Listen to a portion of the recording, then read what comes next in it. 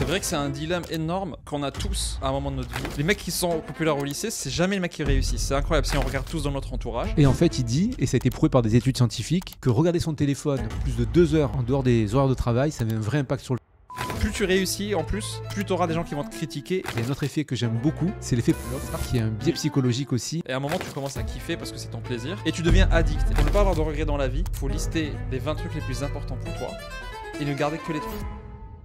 Je t'arrête 30 secondes. Je suis Rassem Flazi, je suis fondateur de Legal Place. Aujourd'hui, c'est l'outil le plus utilisé et le moyen le plus simple pour créer une société en France. Un entrepreneur sur 10 crée sa boîte sur Legal Place. Si tu veux créer ta boîte, je t'ai mis un lien en dessous avec un code promo pour avoir une réduction. Rassem, bonjour. Comment ça va? Ça va Anthony? Ça va super, merci. Beaucoup de gens t'ont demandé.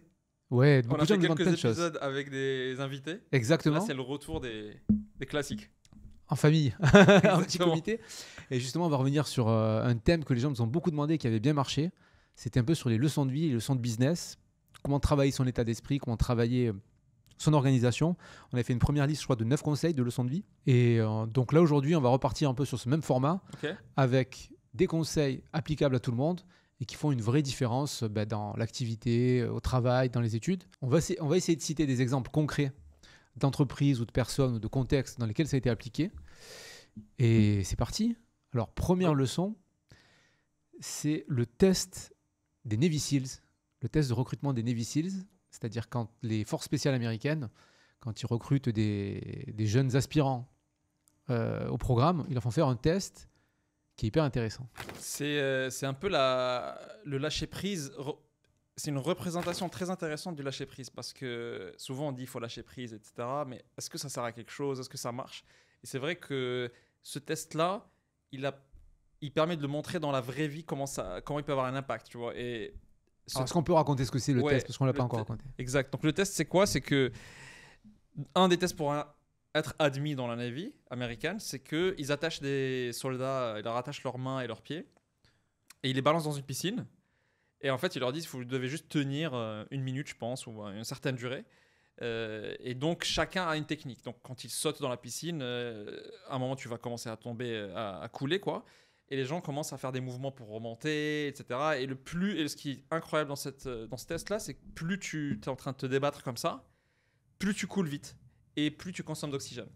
Et en fait, la seule technique pour réussir ce test-là, Donc, dans des conditions de stress maximum, oui, tu es dans une condition de stress, tu as peur parce que tu peux mourir, etc.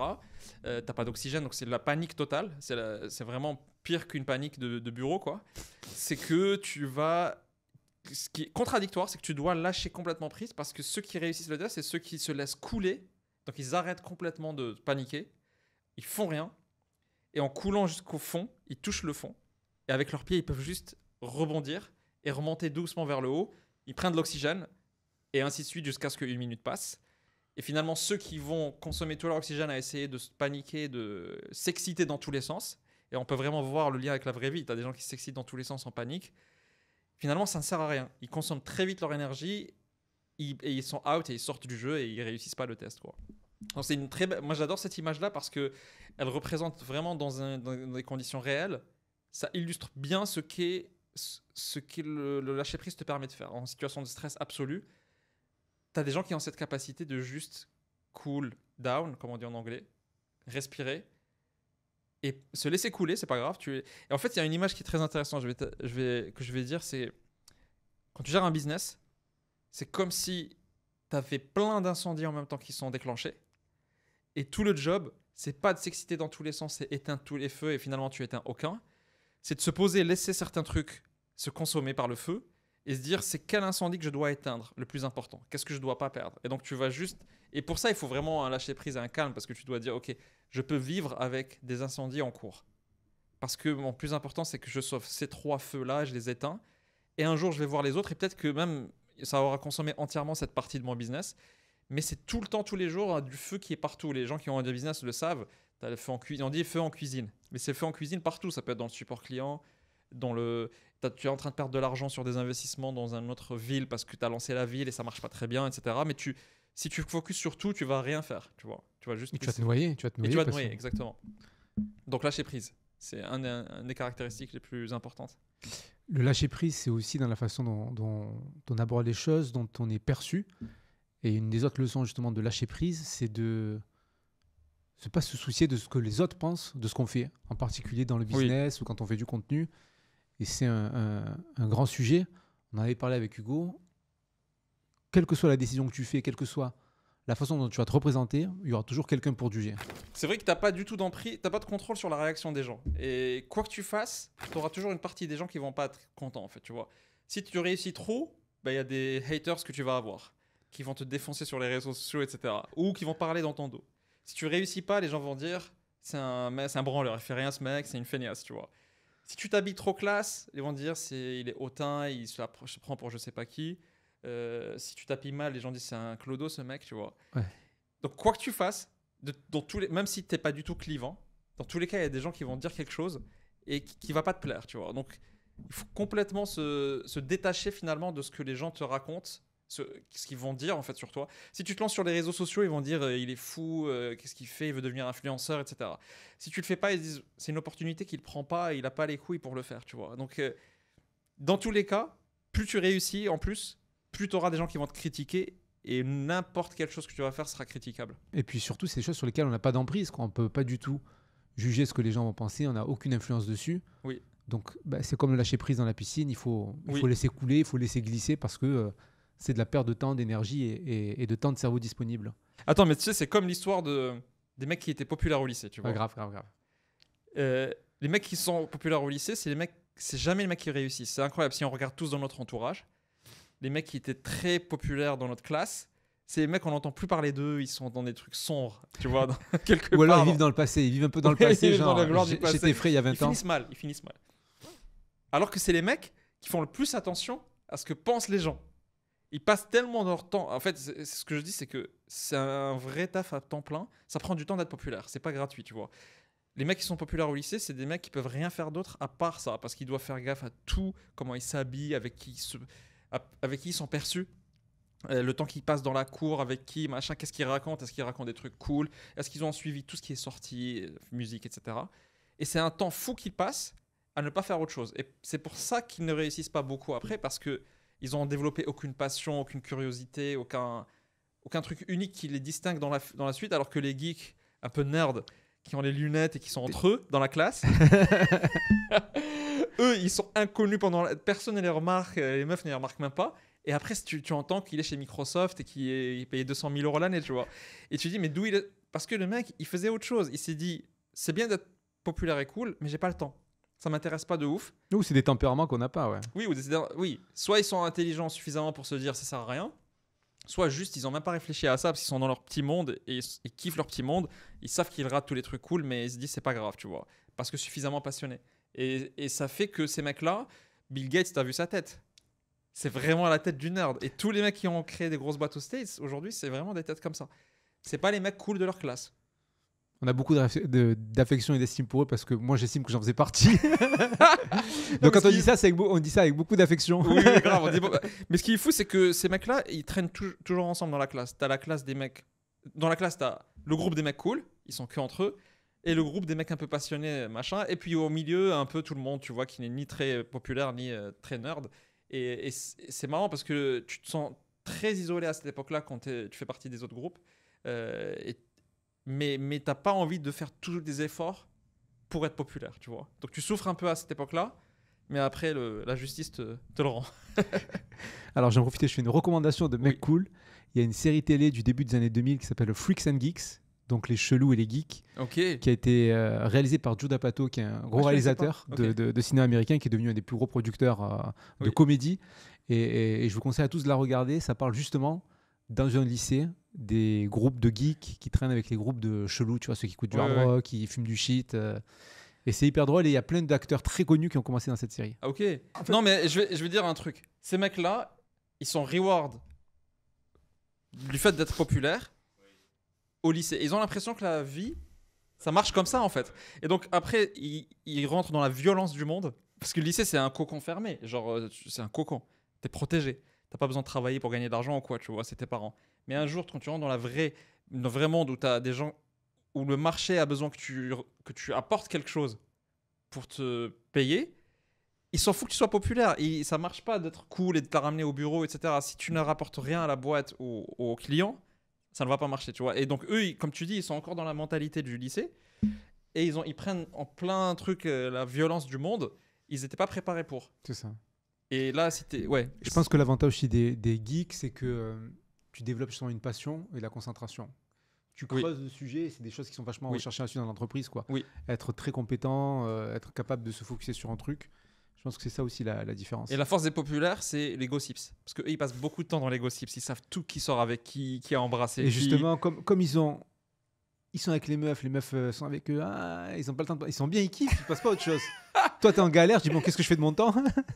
Non, mais c'est marrant ce que tu dis sur les populaires qui n'ont pas fait de choix, qui sont restés bloqués sur des mentalités. Parce qu'on voit ensuite que dans les profils qui réussissent dans les jobs, quels qu'ils soient, en général, tu as 2 types de profils, on s'est rendu compte. Et il faut faire un choix entre le profil auquel on veut appartenir, ce qu'on veut faire. Et c'est les profils soit du méga technicien, soit du très bon businessman.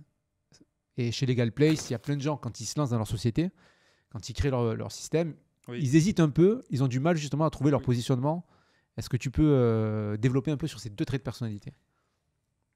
C'est vrai que c'est un dilemme énorme qu'on a tous à un moment de notre vie. C'est est-ce que mon art, mon artisanat, mon savoir-faire, je le pousse au max?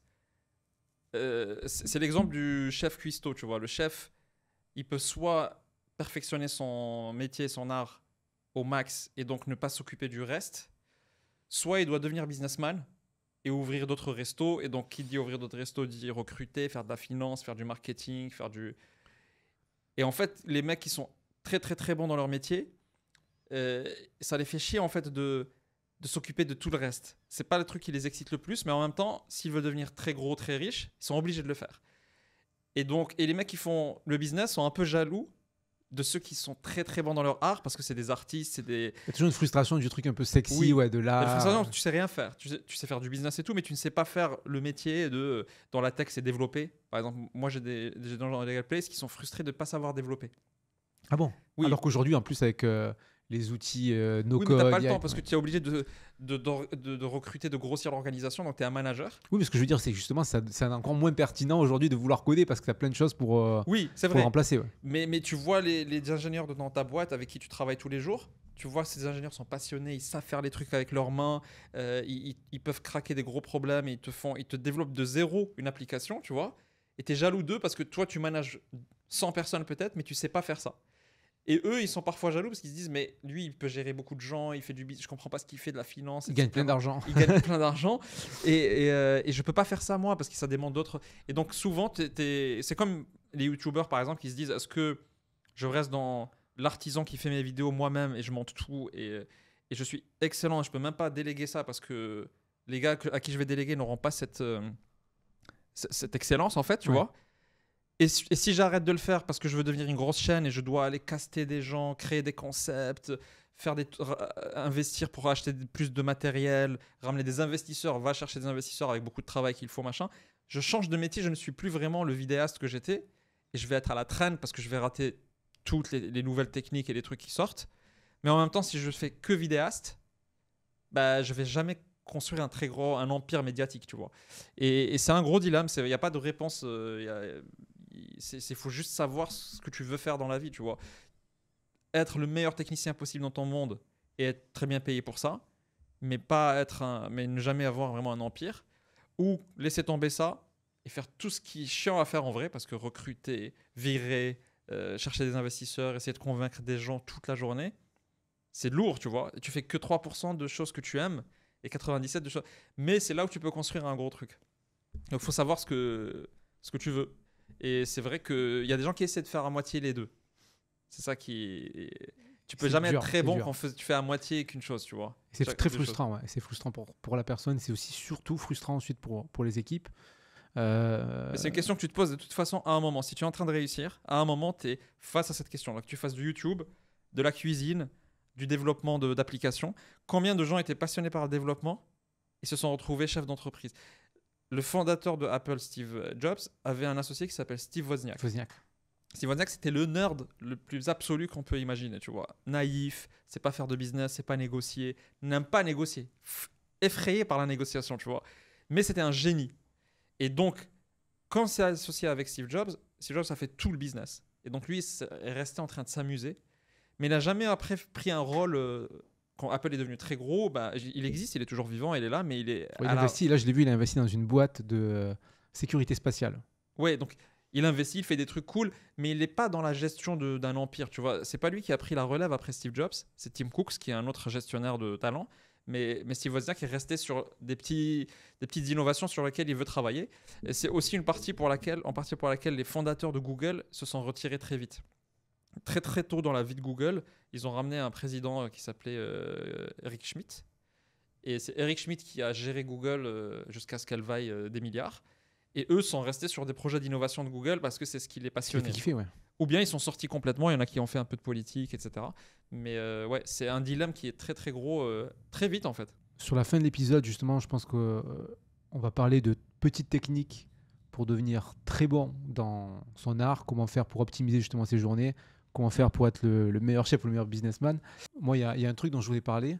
Je ne sais pas si tu sais, mais il y a Jeff Bezos, il a une routine qui est complètement l'opposé de toutes les routines des entrepreneurs qui disent il faut se lever à 5 heures, faire 10 000 trucs, du yoga, de la méditation. Et il fait un petit truc que j'essaie de faire depuis peu. En fait, il dit quand on se réveille, il ne faut pas toucher son téléphone pendant 1 heure. Parce que c'est très dur. Moi, mon premier réflexe, c'était de regarder mes messages pour voir ce que j'allais devoir faire la journée, prendre mon calendrier pour voir les rendez-vous.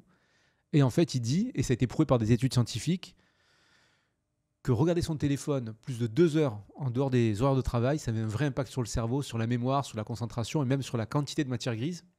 Et donc, ça avait un vrai impact. Donc, lâcher prise, c'est aussi un peu de discipline et de se dire, voilà, le matin, quand on se réveille, on ne touche pas le téléphone. Ce qui est très dur parce que tu as l'impression d'avoir des messages importants sur lesquels tu dois répondre, etc. Et y a une technique qui marche, c'est de se dire que je ne réponds que quand il est 11h pile ou midi pile, etc. Qu'au début de l'heure. Et du coup, je n'ai pas besoin de répondre pendant 1 heure, ce qui libère énormément de charge mentale pour deep work, quoi. Ouais. Et il n'y a rien qui nécessite vraiment que tu sois aussi au taquet. Parce que de toute façon, toutes les heures, tu vas regarder tes messages et répondre. Mais au moins, ça te force à ne pas regarder entre midi 5 et 13h, tu vois. Et c'est une des techniques que je trouve plus facile à appliquer sans trop de prise de tête, tu vois. Où tu n'as pas à avoir un système compliqué ou un timer. C'est juste, tu te dis, tant qu'il n'est pas pile, je ne regarde pas mes messages ou mes emails, tu vois. Les emails, tu peux même être plus agressif que ça. Tu peux dire juste 3 fois dans la journée, je dois regarder, ou 2 fois. Et je vide toute ma boîte, mais en tout cas, je ne regarde pas entre deux, tu vois. Toi, tu fais ça ? Moi, je fais ça sur les messages et sur les emails, j'ai 2-3 moments dans la journée où je regarde. Ouais. D'accord. Du coup, il y a des gens, tu as l'impression de rater beaucoup de choses, mais quand tu le fais une fois ou deux, ça te calmera pour les prochaines fois parce que tu te dis rien ne s'est passé. Et quand tu vois que rien ne se passe, tu dis ok, finalement, si je reste 3 heures sans regarder les emails, au début, quand tu lances une boîte, tu as l'impression que si tu ne regardes pas toutes les minutes ton adresse mail, c'est la fin de ton business, tu vois. Mais je vais revenir justement sur ce que tu as dit sur le fait de manager des équipes. Et il y a 2 effets. 2 biais cognitifs qu'on a évoqués dans des vidéos dont j'aimerais reparler. Pour manager des personnes, le premier, c'est l'effet Rosenthal, qui est une technique qu'on peut utiliser dans le management, qu'on peut utiliser en éduquant des enfants, qu'on peut utiliser quand on coach son équipe de sport locale, qui est basée sur des biais psychologiques qu'on a et qui ont été confirmés par des études, et qui est une technique de management qui a vraiment fait ses preuves. L'effet Rosenthal, pour moi, il est impressionnant parce qu'il montre à quel point nos pensées limitantes ont un pouvoir sur nous. Tu vois, ils nous contrôlent. C'est un test où ils ont pris des enfants de groupes. Et donc, en fait, ils ont pris 2 classes. Dans une classe, ils n'ont rien dit aux profs. Et dans l'autre classe, ils ont choisi au hasard des gens qui avaient des résultats normaux, comme tout le monde. Et au hasard, vraiment, ils les choisissent et ils disent aux profs, ces gars-là, c'est des génies. On a testé tout le monde. Ces gens-là, c'est des génies de votre classe. Et en fait, ils ont surveillé après les résultats scolaires de ces classes-là. Et les gens qu'ils ont choisis dans le test au hasard et qu'ils ont dit que c'était des génies, ils ont vu leurs résultats monter petit à petit jusqu'à dépasser tout le monde, en fait, tu vois. Et alors, comment ils expliquent ça alors ? Ils expliquent ça par le fait que quand tu dis aux profs, aux parents ou aux coachs, quand ils sont persuadés, ces gens-là, qu'ils ont un génie entre les mains, déjà, ils vont débloquer mentalement dans leur tête beaucoup de choses. Et je pense qu'ils vont même envoyer un signal à cet enfant-là. Et ça lui donne une confiance et ça lui donne et ils vont passer plus de temps, plus d'attention avec lui. Ils vont le coacher plus, etc. Et c'est juste cette persuasion, juste le fait cette perception, pardon, fait que les résultats bougent. Ça veut dire que même pour le mec qui a les mêmes capacités, si ses parents sont persuadés qu'il est incroyable, il va être meilleur que si ses parents sont persuadés qu'il est juste normal. Et ça marche aussi sur les coachs de sport, etc. etc. Et dans les managements d'équipe, justement, pour avoir des résultats en Et entreprise. sûrement, oui. Et sûrement dans les managements d'équipe. Je sais pas comment. J'ai jamais, moi, appliqué. Enfin, je connaissais ce. J'ai découvert ce truc-là très récemment, donc j'ai pas appliqué ça dans mon quotidien, tu vois. Mais je peux comprendre parce que pour moi, si tu es persuadé que tu es très bon, tu vas faire beaucoup de choses. Par exemple, moi, j'étais persuadé que j'étais très bon au piano. Je pensais que j'étais doué au début. Et ça m'a débloqué parce que du coup, je jouais beaucoup d'heures de piano. Parce que je voulais juste, je me dis, oh, comme je suis bon, bah, autant en profiter pour être très bon. Et en fait, a posteriori, donc j'étais devant tout le monde au piano, j'étais perçu comme très très bon et virtuose, ce que tu veux. Et en fait, j'ai compris après que c'était parce que j'ai fait des heures et des heures, beaucoup plus que tout le monde de piano, que j'étais meilleur largement. Mais pour pouvoir les faire, il fallait me convaincre. C'était ma prof de piano qui était convaincue que j'étais doué. Et elle a dit à tout le monde, elle a dit aux parents, à moi. Et donc je me suis dit, mais j'étais persuadé que je l'étais en fait, tu vois. Mais si je l'étais pas, j'aurais joué 30 minutes par jour et j'aurais jamais fait les 10 000 heures en fait, tu vois. Et donc déjà faire les 10 000 heures parce que tu es persuadé, c'est déjà pour moi une vertu énorme. Donc ça suffit, ça suffit comme effet, tu vois. Après il y a peut-être d'autres effets, il y a des énergies qu'on connaît pas, je sais pas, tu vois. Mais déjà ça c'est incroyable, tu vois. Non, mais je pense que déjà, comme tu dis, c'est le fait de donner la motivation pour faire l'effort supplémentaire, c'est important. Oui. Tu me fais penser, moi, dans une vie antérieure, j'ai été rédacteur en chef d'un média. Okay. Et j'avais 2 très bons journalistes sous ma responsabilité, Jalal et Charlotte, dédicace à eux. Et je leur disais, ensemble, on est meilleurs que les autres rédactions. Il faut qu'on le prouve, il faut qu'on y aille. Et à chaque fois, tout le monde se défonçait. Et on n'était que 3 et on avait des résultats qui étaient similaires à des rédactions beaucoup plus grosses, quoi. Mais c'est vrai, je pense qu'il y a vraiment ce truc d'état d'esprit, de aller en... Non, ce que tu dis est ouf parce que si tu as des concurrents et que tu es persuadé que tu es moins bon qu'eux, tu vas jamais faire l'effort qu'il faut, tu vas te défaitiste très vite et du coup, c'est la même équipe, si elle est persuadée qu'elle est meilleure, elle va faire 2 fois plus d'efforts et elle va finir par battre l'autre équipe parce qu'elle est persuadée qu'elle est meilleure, tu vois. Mais c'est juste d'être persuadé que tu n'es pas bon, ça te limite énormément. Même si tu es doué, tu vas juste te tirer des balles et c'est vraiment une pensée hyper limitante, quoi. Tu vas toujours trouver des excuses pour pas faire l'effort supplémentaire ou pas franchir le pas. Ouais.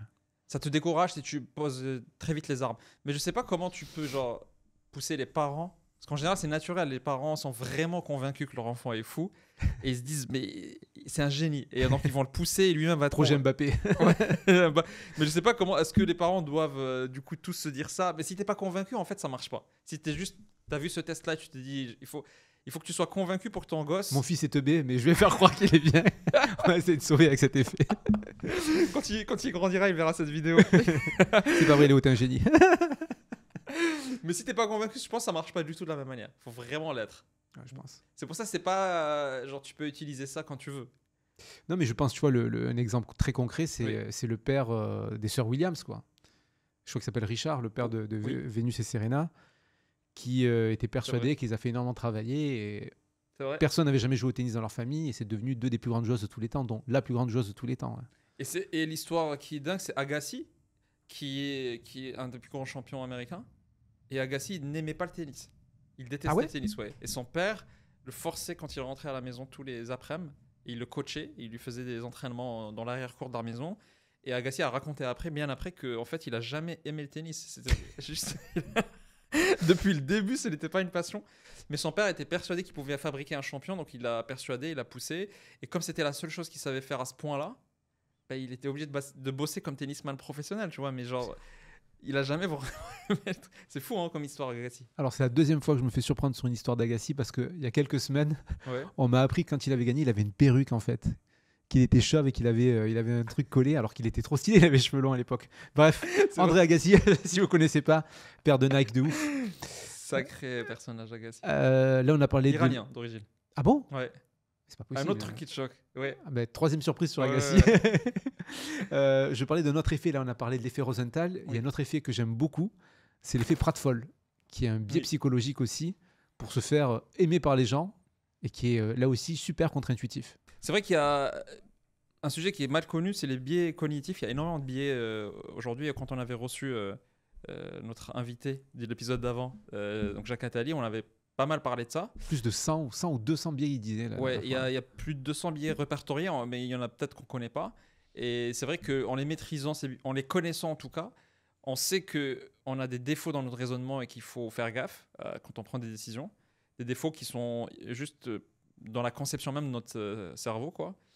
Et puis, si on les comprend encore mieux, on peut même exploiter un peu ces billets-là pour des fins commerciales ou autres, tu vois. Et c'est vrai que un qui est assez drôle, c'est cet effet que tu décris qui est de... En fait, ce billet-là, c'est le billet un peu de la maladresse. Les gens ont peur d'être maladroits, mais ça peut être un vrai pouvoir d'être maladroit. Et il y a un test qui a été fait où donc le prof fait 2 cours dans 2 classes différentes. Il fait le même cours, mais dans 2 classes différentes. Et il y a une classe où il est juste normal, parfait, il n'y a aucune maladresse pendant tout le cours et il le finit. Personne n'est marqué. Et un autre cours où il va faire une énorme maladresse, il va faire tomber un verre de, je sais pas quoi, de café, il va se tacher la chemise, tout le monde le voit, tout le monde prend l'attention de tout le monde, etc. Et ça marque tout le monde s'en rappelle. Et donc, après ils sont interrogés sur qu'est-ce qu'ils sont retenus, etc., ben, les gens retiennent beaucoup plus de choses du cours où il a fait une maladresse, tu vois.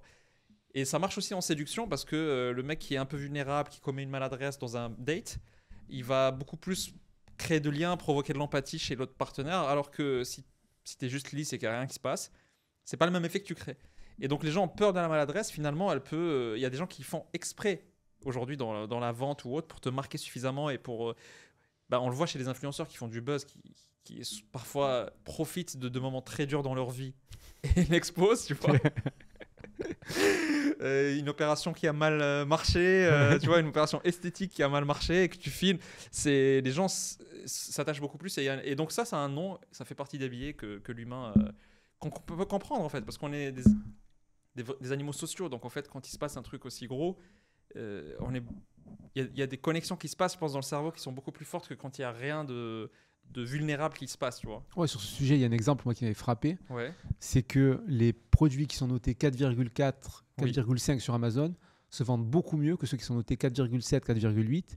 Parce qu'en fait, notre cerveau se méfie de la perfection. Quand tu vois qu'un truc est trop bien noté ou trop parfait, tu dis... Il y a une arnaque peut-être. Il y a une arnaque. Alors que quand tu fais quelques maladresses, c'est plus spontané.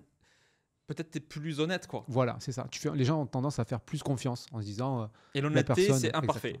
Exactement. Donc, c'est comme aussi les vidéos qui sont trop produites sur YouTube. C'est vrai qu'on nous dit souvent que quand c'est amateur, ça marche un peu mieux. Ouais, TikTok, il faut se mettre à l'iPhone à l'arrache pour que ça marche, quoi. Alors, pour finir, 3 conseils pour améliorer la productivité et l'état d'esprit. Je sais que c'est des choses que les gens aiment beaucoup. Le premier, c'est une étude qui a été faite auprès de 50 chefs d'entreprise. On leur demandait quelles habitudes ils avaient, qu'est-ce qu'ils avaient de commun. Et en fait, ils avaient tous une même méthode, une même routine qui revenait. C'était le fait, tout bête, de faire une to-do list le matin.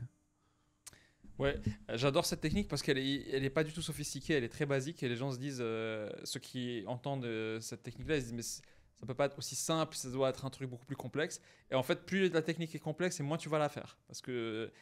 Alors que celle-là, elle est très simple et ça permet vraiment de... C'est comme cette idée de le test de Warren Buffett où dire... le test de Warren Buffett est beaucoup plus long terme. C'est... Pour ne pas avoir de regrets dans la vie, il faut lister les 20 trucs les plus importants pour toi, vraiment que tu veux faire dans ta vie, et ne garder que les 3 premiers. Donc tu les classes bien sûr par importance, ou les 3 ou les 5, tu vois. Parce que les 5 premiers, tu peux vraiment les faire et aller jusqu'au bout et tu auras le moins de regrets possible, alors que si tu chasses les 20 par-ci par-là, une année tu fais ça, une année tu fais ça, peut-être tu n'auras rien des 20, ou tu auras la 19e qui va réussir, et tu vas rater...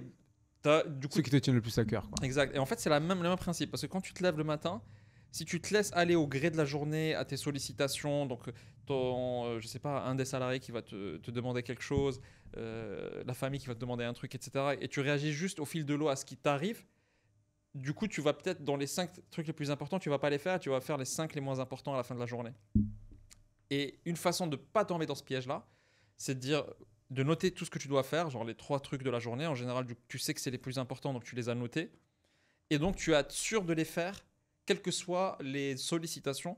Quand quelqu'un te sollicite, du coup, si tu sais que tu es en retard sur les 3, tu vas dire je déciderai sur ça demain. Si on te demande une décision à prendre, est-ce qu'il faut investir ici ou là, est-ce qu'il faut recruter ou pas, etc. Si c'est pas dans tes 3, tu n'auras pas de mal à juste repousser. Mais si tu sais pas ce qu'il y a dans ta journée de plus important, par défaut, tu vas juste prendre tout ce qui te vient comme demande ou comme tu as pensé à un truc au hasard, il t'a hanté, donc tu veux le faire. Mais quand tu as listé les 3, tu vas d'abord être sûr de faire les 3 et tout le reste, c'est du bonus. Et donc, tu vas pas rater, tu vois. Et donc, c'est comme la méthode de Warren Buffett, mais appliquée vraiment à l'échelle d'une journée. Si tu fais ça tous les jours, tu es sûr de pas passer à côté de l'essentiel. Et c'est très facile, en fait. Je sais pas toi, mais c'est très facile de passer à côté Ah oui, moi, des choses les plus importantes, en fait. moi, c'est un truc sur lequel Il y a beaucoup de bruit. Je me fais souffrance pour travailler. Il y a notre ami Hugo qui me dit, justement, la priorité, c'est de manger le crapaud. C'est-à-dire, c'est le truc le plus, tu dois faire le truc le plus désagréable, le plus affreux en priorité. Et ensuite, voilà. le reste, c'est du bonus. C'est du bonus. Et justement, ça m'amène sur un autre point qui est important pour réussir dans ce truc-là. C'est devenir addict à la douleur. C'est vrai qu'on a parlé tout à l'heure de la quantité de travail qu'il faut faire, etc. Et qu'une fois que tu es persuadé que tu es bon, tu vas faire ce qu'il faut. Donc, si tu as la chance d'avoir été perçu comme très bon, ça t'a débloqué, c'est très bien. Mais la quantité de travail à déployer, elle est nécessaire dans tout. Et notre sage ami, Monsieur Attali, avait dit que tu peux à peu près être bon dans tout si tu donnes le nombre d'heures de travail et que lui, quand il faisait chef d'orchestre, il savait qu'il devait travailler beaucoup plus que les autres. Au début, quand tu commences à travailler, on avait donné l'exemple de la salle de sport. Quand tu commences à travailler, tu as un peu mal. Le deuxième jour, tu as encore un peu plus mal parce que tu as des courbatures, etc. Et plus t'en fais, plus tu as mal. Et à un moment, tu arrives à un niveau où si tu n'as pas cette douleur-là, t'es pas content, tu as l'impression que tu n'as pas vraiment travaillé, tu vois. Et tu as l'impression d'avoir perdu ton temps, que c'était une séance gratuite que tu as faite. Et à un moment donné, je pense que l'étape après, quand tu travailles encore plus, c'est cette douleur-là, tu commences un peu à l'aimer. C'est un plaisir un peu particulier, mais c'était l'exemple aussi de... Kobe, je crois que c'est Kobe Bryant, non, que tu disais. Kobe Bryant ou Michael Jordan, je ne sais plus, qui disait que je faisais tellement de shoots qu'à un moment, j'avais mal au poignet, mais cette douleur de mal au poignet, je la cherchais à chaque fois parce que c'est ça qui m'indiquait que j'ai traversé un certain niveau. Et à un moment même, je commençais à l'aimer. Et si tu n'aimes pas cette douleur-là et que ton concurrent ne l'aime pas du tout et la déteste, il ne pourra jamais du coup atteindre le même nombre de travail que toi, d'heures de travail. Donc comment tu peux concurrencer un mec qui kiffe même, il a un malin plaisir à atteindre ce degré-là, tu vois. Et donc c'est la même chose dans tout, dans des trucs intellectuels. Moi au piano, j'avais des douleurs aux mains quand je jouais 5 heures. Et si j'atteignais pas cette douleur-là, c'était pas je regardais pas l'heure en fait. Mais si j'atteignais pas cette douleur aux mains, j'avais l'impression de ne pas avoir travaillé aujourd'hui, tu vois. Et à un moment, tu commences à kiffer parce que c'est ton plaisir et tu deviens addict. Et en fait, c'est le degré suprême. Tu peux pas être addict à toutes les douleurs. C'est chacun a des préférences, tu vois. Mais si tu trouves le domaine où la douleur, tu es addict à elle, c'est bon, c'est ça que tu dois faire. C'est ça où tu vas être beaucoup mieux que tout le monde. J'espère que tu l'aimes un petit peu quand même, parce que dans l'ikigai, il faut aimer le truc un petit peu, tu vois. Mais c'est un peu le domaine dans lequel personne, quel que soit leur don, ils sont nés... c'est comme Will Smith, il disait, quel que soit l'acteur, le don de l'acteur en face de moi, je sais que je travaillerai plus que lui. Je sais qu'il ne me battra jamais en heure de travail, donc j'ai pas de problème avec le don des autres, en fait, tu vois. Et je trouve ça très puissant parce que ça te rassure, c'est pas juste un don du ciel et t'es né avec. Et non, c'est vraiment combien tu vas mettre d'heures de travail sur ça. C'est ça. Et c'était aussi un des derniers conseils qu'on avait, c'était avoir envie de progresser tout le temps, qui est aussi un conseil Oui. qui revient régulièrement quand on en parle à des entrepreneurs qui se lancent Oui. chez Legal Place ou ailleurs et qui ont réussi, ou quand on interviewe des grands chefs d'entreprise. C'est vraiment cette curiosité, cette envie de progresser, d'être Oui. le meilleur, de se tenir informé Oui. de la nouveauté, de ne pas avoir d'ego. De parler aux gens qui sont très très très bons, et si tu en parles beaucoup avec ces gens-là, à un moment tu vas il y a de la contagion. C'est ça. Tu vas apprendre beaucoup de choses d'eux que tu aurais jamais appris, que tu vas exploiter peut-être dans ton business. Être au contact des jeunes, être au contact Ouais. des vieux pour apprendre des expériences de tout le monde. Ouais, c'est vrai. Écoute, je pense que ça fait déjà un petit moment qu'on parle. On va en garder pour les prochaines émissions. On a encore quelques petits conseils, quelques petites techniques, quelques petits biais cognitifs à partager. Rassem, merci beaucoup. Merci Anthony. Est-ce qu'il y a un code promo pour Legal Place à partager? C'est vrai, ceux qui veulent lancer leur boîte, c'est devenu l'outil le plus simple pour créer une boîte en France. Donc c'est legalplace.fr. Et le code promo, je crois, c'est RACEM15.